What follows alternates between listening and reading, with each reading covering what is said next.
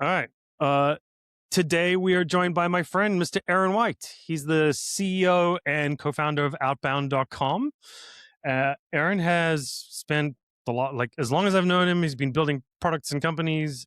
He was he founded Script, which was later acquired. We're going to ask him about that a little bit later. But what makes Aaron, I think, especially interesting to like our audience, Justin, is that he is on the exact path that we talk about right now. Like he runs a professional services marketing and advertising agency, and at the same time, he's actively turning those systems behind that agency into a scalable software platform with Outbound.com. It's the journey that we talk about all the time. That services to systems to product. It's something that a lot of founders talk about, but like very few people actually do. And Aaron is one of the most creative hustlers I have ever met in my entire life. The man has won Emmys. He's taken me to the award shows. He has always got a plan. So we're just really excited to have you here with us today, Mr. White. How are you doing? Thank you for joining us. Thank you for having me. I appreciate that. No, doing good. Awesome, man. Tell us a little bit about your. I mean, you don't have to tell us the entire origin story, but like Yeah. how did you go from starting Script or before even Script to getting to where you are today? Yeah. So I started Script when I was 23. I just got married. Wow. Just got married. And I was like, you know what? I'm gonna do a startup because that's Great the plan. sane thing to do. Great plan. Yeah, I ended up getting hooked on the idea of starting and building something from watching the movie Jobs with Ashton Kutcher. I watched it 50 times on Netflix, or at least I think it was Okay. Netflix. And I was like, I got to build something. And at the same time, Netflix had Breaking Bad, and he was like building this empire. And so I was like, okay, I'm not going to build a meth empire. I'm going to try to build a startup that I could change the world with. And I became obsessed with finding problems. I had a bunch of really bad ideas. Then we eventually landed on Script. And so I think how I got into it was just exhaustively trying to solve every problem, no matter how silly that problem was. And that kind of led into the first problem, which was Script in the ed tech space. And what did Script do? We helped digitize the back office for K through 12 for schools and school districts. All those paper processes that are riddled throughout schools. It's like hundreds and hundreds of processes, and we took those, digitized those, and made it super simple. So kind of like a workflow automation platform built for K through 12. So think like DocuSign meets Zapier meets Google Forms specifically for education. Yeah, that's And that sorry, that's Justin. interesting because like something that we talk so much about on this show and what we're going to talk about here is a lot of exactly that, right? Taking these manual prone like processes that Mhm. sort of become a bottleneck in a people constrained environment, right? And then using technology to automate that, to productize that in some ways, but in other ways just like to make it more efficient. So that definitely laid the groundwork for then what you moved on to do at Outbound. Yep, absolutely. And so now we're taking advertising and we're making it as simple as possible for brands to get their brand essentially out there to the right people, to catch the attention of the right buyers at the right time, and just AI advertising as simple as possible for everyone. Why would anyone need if I want to advertise, I know what I want to advertise, right? I'm a business owner. I know what I'm doing. Like why would I need an AI to advertise for me? How does it work? I mean, I So, know how it works. This is a leading question, but oh no, before me getting into like give us your pitch. Here's advertising, the pitch. yeah, Yeah. yeah. Well, not even before me even getting into advertising, I was like, I know how this works. Going in, it is unbelievably complicated, and so I talk to my team about it all the time. Is like to make sure you have the right message on the right platform with the right settings, and then finding the right people and following that up, and the tracking and the it is a lot of work. It is a lot of ongoing work that needs to happen. And so I used to was like, oh, let me just go into advertising, just totally change that market. That sounds super simple. It is crazy complicated. But Yeah. yeah. So I mean, like in this situation, right? There's an entire I know that if I want to, like, I have been in technology my entire career, Hmm. been on the web for, I don't know, since the beginning of the web, and I feel like I know a little bit about online advertising and web advertising. But I think that if I still wanted to do a campaign, and I have, when I have done this, I've hired an agency, right? Sure. I didn't set it up myself. I feel like maybe I could do a little bit, but like these people are experts in that. Um, is you had the you kind of had this strange origin here with Outbound, where you kind of knew that was the space you wanted to be in, so Hmm. you went and invested in an actual professional services agency, right? Yes, yeah. I knew I could figure it out, but it would take me 3 years of putting my head against a brick wall to figure it out. And I'd get there, but I don't have the time, right? And I need to move as fast as possible. So for our take is has been different. Like with script, we kind of had the idea. We built the tech and then built the business outside from the tech. Here we actually acquired an agency and built the technology around that agency and built out the opposite way. So it's totally flipped. We're taking all the institutional knowledge from the advertisers and the marketing specialists and injecting that into the tech to kind of do that. And it was much, much quicker. That I have that sounds like that's kind of the model I think of, some big private equity backed companies, or that's like the model that you see from like VCs, but Mhm. this is just like how did you where did you come up with that idea to do it that way at your scale, like as you're starting up? I mean, I know you got funded and everything now, but like that's a pretty bold move. Yeah, I think, well, because we're going into an industry that we don't, I've been in ed tech the last 10 years at that point, and so I knew ed tech really well. And so going into just small business marketing, I was at a little bit of a disadvantage. I think in some senses I can look at it through fresh eyes and be able to be like, well, why are we doing it this way? And so there's a lot of benefits that way. But I knew I needed people that have been in the industry and stuff like that, and I guess to kind of leverage that as much as possible. Yeah.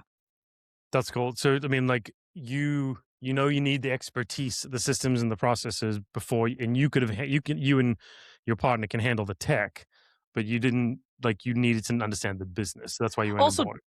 And then yeah, you guys also will work too, in it as well. I get to see firsthand as well as the other thing. It's not like super cool, but from like a realistic standpoint, it makes you much harder to kill, right? When you already have a product from day one that you're selling and you're servicing customers and you're understanding their problem really deeply and you're talking to those customers and you can grow this side of the business while we're growing this side of the business. And so it does make, I mean, the name of the game when you're a startup is just be a cockroach, be hard to kill, right? Like the one that stays around longest usually is the one that wins. And so that is the name of the game. So I wanted to take a different approach, and I do think it's the right approach for this instant, but yeah. Hmm. And when you had, so you're working with the agency, you acquired the agency, and you started to build sort of this exoskeleton onto it, if you will, that I Mhm. guess, or whatever That's what that what cockroaches have, man. It's that exoskeleton. that's Mhm. right. That kind of started to systematize some of the internal things that the agency was doing. We do ad campaigns and we go set up an ad, and so we do click click click click click with these settings, and so we're gonna write a workflow piece that just does that now. It, like, walk through the journey of sort of how you went into this agency that did all this manual stuff, and then started to cherry pick out pieces that you could build into this product around it. Yeah, so we started to look at like so for agencies, you're selling hours and you're selling people's times, or people's time, and so we wanted to maximize that because right, we I looked at the numbers at the market at whole, right. So agencies typically operate at like 14% pre-tax margins or somewhere around there, and so how do we get software margins out of this? And so for us, it was just super boring, but it was just calculating what everyone's time is every single minute of the day, and seeing where is the biggest time suck, and then what value does that task provide the company as far as like from a revenue standpoint, and then what type of revenue is it? New revenue, or is it retention revenue, or what type of revenue? And then from there, we go and we build out giant Miro boards of all the processes and see which is the easiest to take at the right time that gives us the best bang for our buck. So that's the way we approached it. Huh. That's Yeah, that's yeah, really interesting. Yeah, so, like, genius. literally Boring. Like it's not boring. It's That's like for you said it's boring, but like that's the genius way to do it. That's like what we talk about every yeah. single time Justin and I get together and talk about it. Is like you work out the process, you work out where the lowest hanging fruit is with the highest ROI, and you start there, right? Mhm, Yeah, I mhm. think it's so easy to overcomplicate it. It's so easy to try to come up with a strategy when it's just like count the number of minutes that you spend doing the thing, sort by most number of minutes, like, and then qualify by biggest impact and or whatever. Like that's it can be very simple and very boring, but very effective. What was It the? can be It can Oh, be sorry. super tricky though too. Like it sounds like, from a startup's perspective, it's just go in and do that. But now we have this new entity that we just acquired with real people and real humans and real emotions, right? And then Yeah. now we're like looking and analyzing everything. And so it's also the way that you have to go about it and bringing the team. Okay, here's why we're doing this. This is what we're doing. And so um, that is the other side of that, is just making sure that we're on the same team and everyone knows that and we're all headed to the same goal. Because right, because you can grow, you have a software company that you're trying to grow out of an agency. They're growing this way, and you got to make sure that we're all growing together. That is one of Yeah. the tricky things to do. Then How do many? those people become like how many of the folks inside of the professional services side of the Mhm. company are actually have become like SMEs, subject matter experts inside of like the product side, or are you mainly talking to them and like trying to learn as much as you can and then translating that to the product team?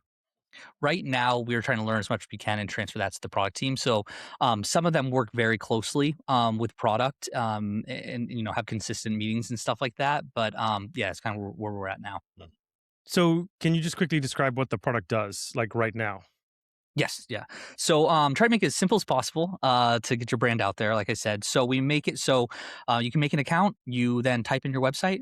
From there, we will scan everything on your website. And so we'll learn everything about you and pass that into AI. And we turn that into what we call business context. So your brand, your colors, your tone of voice, right? Things like that, logos, big logos, grayscale logos, all that stuff. We categorize all that stuff.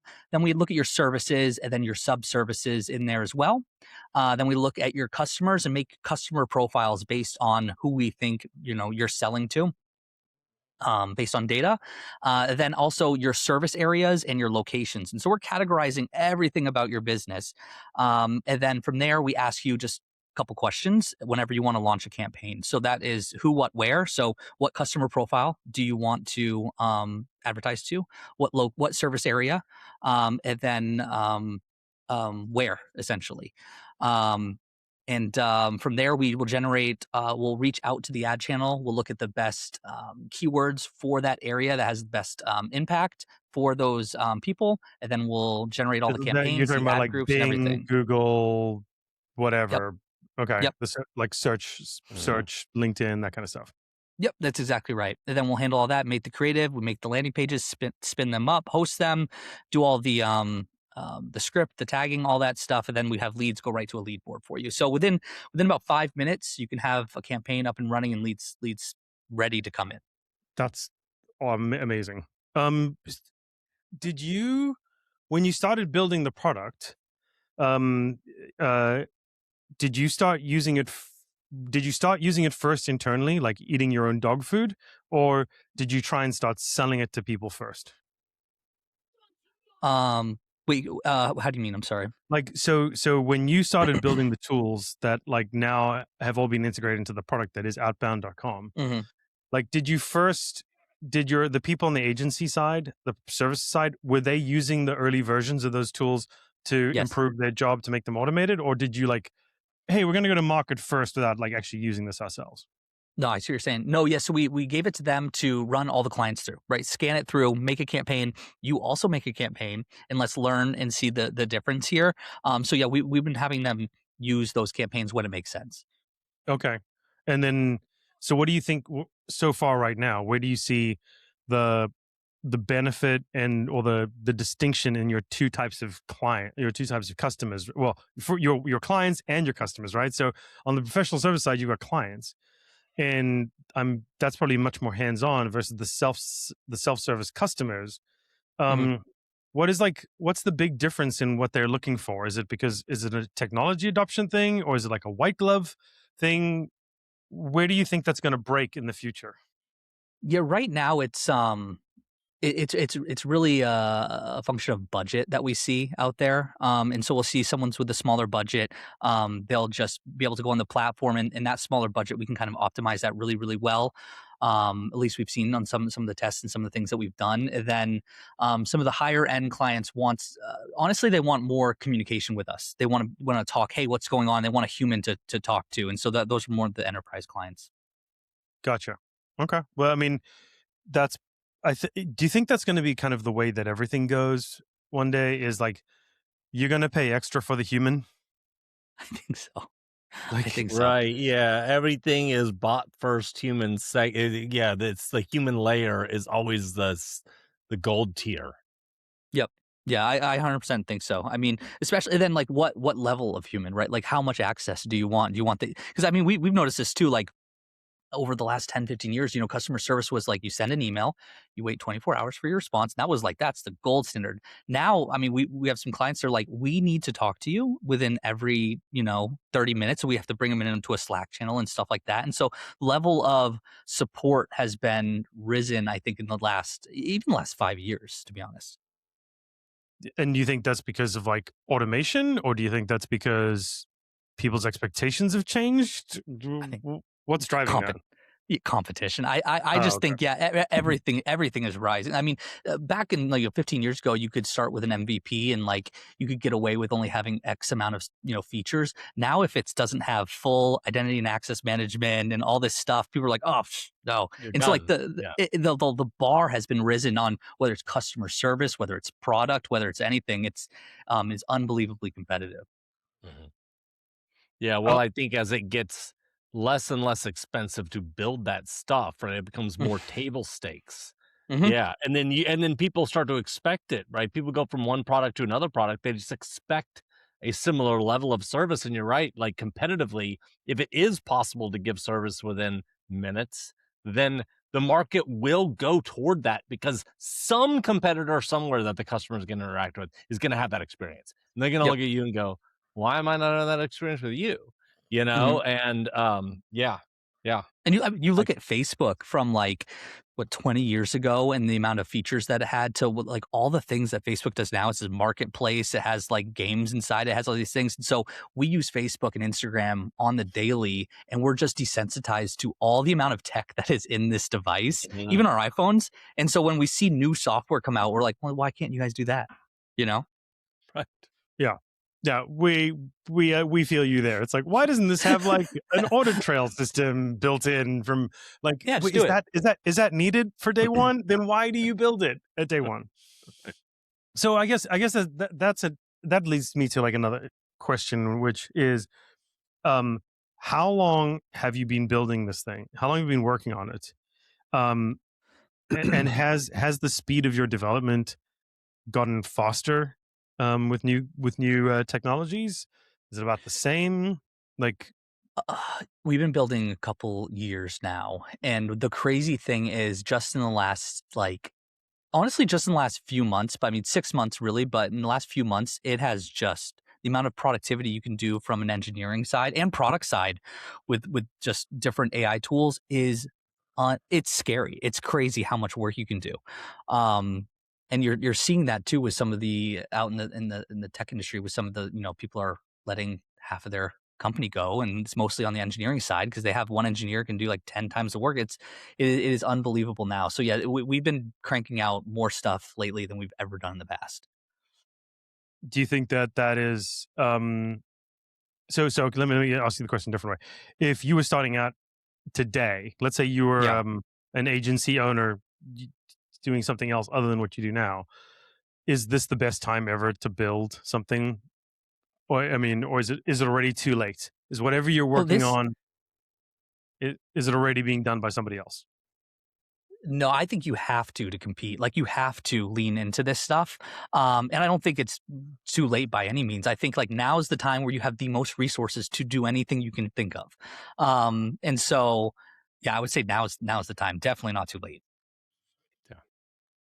Just at the very early part of that curve, probably. What would you I mean, so, the people that listen to this show are similar agencies, but also might be more traditional service companies, who have a lot of headcount. It's a lot of people, doing a lot of manual labor or work, to fulfill things. What would your advice be to those people that are listening to this about sort of how to take advantage of that time that we're in right now, and how to kind of use some of the things that you've learned to find things in their own business that they could start to experiment with like this? Yeah, I think it would go back to my answer from before a little bit is like understand like what is the best thing to like experiment and automate. Because I mean, we can pick a bunch of different things. And um I think identifying in your organization what is the best bang for your buck. Because I mean, we look a couple years ago, especially like even like my parents, they're like doing like little AI stuff. It's like, oh, that's cool, but like, what is it really doing? It's almost too much of a hindrance for you to set it up and do it. Like, identifying my advice would be like identify the thing that can really move the needle for you guys at the lowest lift, and like just that exercise alone before you even get to the automating some of the service stuff, before you even get there, like that exercise alone is like the biggest, I think, bang for your buck that I would suggest. Just focus on And you that. mentioned earlier some of the that it's not as simple as sometimes as just sort by the amount of minutes that you're doing this thing and then automate that thing, because people and emotions. What are the things that like we have to watch out for? I mean, these are businesses full of people that have feelings and thoughts and perspectives. What do you have to watch out for as you do this on that side? Oh, okay. So we use this example as like, are you building full self-driving or like half self-driving, right? Like the what's the FSD, and then what was the one before that, Greg?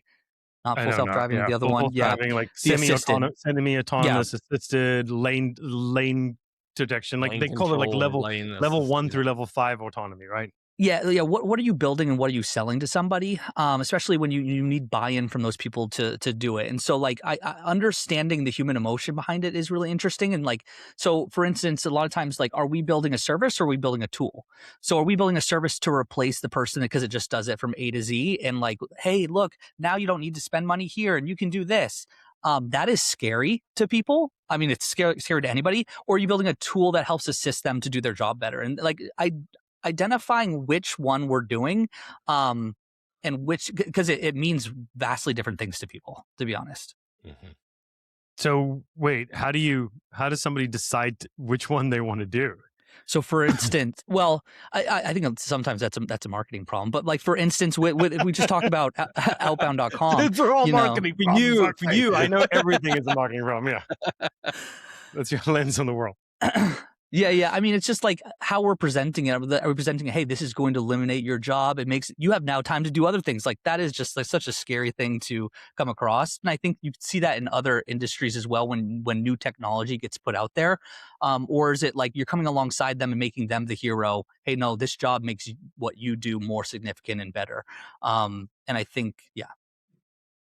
Yeah, that's really cool. And then I got uh what you probably went through this with script more than um where you are right now with outbound, but where does it start to scale, and like what do you start to do when when like how do you move quick enough when like something catches fire, when like people are like, oh yeah, product market fit works, uh people are knocking on the door, like I can't hire fast enough, or like my servers are melting down. Like what are the actual like real world problems that you have found in scaling? Or like, or maybe to flip the question, what things did you scale for prematurely that you didn't need to? From like a product standpoint, Anything, yeah. Product, technology. I think, well, People. Yeah. Well, when things start scaling, my hardest thing for me has been the people side, as Justin just said, is like finding the right people. It's just really, really hard. It sounds simple. So you're scaling and your product's taking off and you're having great success and you're getting articles written and all this stuff and there's all this attention but it's like finding the right people is incredibly hard. And so I've tried everything you can think of to finding the right people. And then it's like, then once you find the right people, like how do we make sure the ship is heading in the right direction when you're not in the room for every single department? And so you can either do that through policies and procedures, or you can do that through culture. And it's like being really intentional on which one of those and how much you lean in on each side. We have more policies and procedures in some departments than others because there's more culture there. And so it's being super intentional on the culture, how much culture you're pushing in and how intentional you are there, then how much policies and procedures you have in place. Because I don't love policies and procedures, but my partner loves them, and so he'll go super hard, and I have to pull him back and be like, "Okay, cool. No, we're gonna step back from that." And so it's a giant slider, I think, to be honest with you. I really love that idea that policies and procedures and culture are like semi-interchangeable as like a slider. And Right. when like, oh, well, the culture of this team already handles this well, so we don't need to like burden them with policies and procedures because that'll almost be like speaking down to them. If we Right. come in and be like, oh, the way you guys do your work great, so we're going to now take what you've got, try to bottle it and put it in a thing, that might be quite condescending. Whereas like a team that's doesn't have that or is new, giving them that scaffolding is like can actually maybe help build that culture. That is like, Yeah. Policies and I need some procedures time are like, to marinate on that. I love that. yeah, rule sets like where there's an absence of that naturally forms. Yeah. Training wheel and could be even something that progressively goes away as the culture kind of replaces it or even replaces it with its own versions of it that are acceptable to that group or whatever. That is a fascinating, man. I hope people are listening to the end of this show because we just dropped the best part right here in the last few minutes. We'll go back to we'll go when we'll record an intro, Justin, and then Clip it. we'll be like, hey, and don't forget to stay to the end because that's where the most of the fight will be. That's right. It happens somewhere between minute 5 and minute 30. Yeah. Stick around. Well, Aaron, I really appreciate you spending the time with us today. I am always constantly impressed by the stuff you've built, by like the hustle and the creativity that you put into things, and like the way you've tackled building outbound.com, like the thought you've put into it. I remember like you going through like a million ideas before you arrived on this. Like I remember you showing me early designs of like 10 business ideas after you exited from script. And it's just like super cool to see like what you've built and to see like how impressive the product is. And if anybody, I would highly recommend that anybody listens to this, goes to outbound.com and just signs up for a demo. It is really, really impressive as a piece of technology. And I think it's solving a huge problem. Tell me. Thank you. I really appreciate that. I appreciate that. All right, buddy. Have a great weekend. It's nice to see you. Good seeing you guys. Thanks, Aaron. Appreciate you. Bye.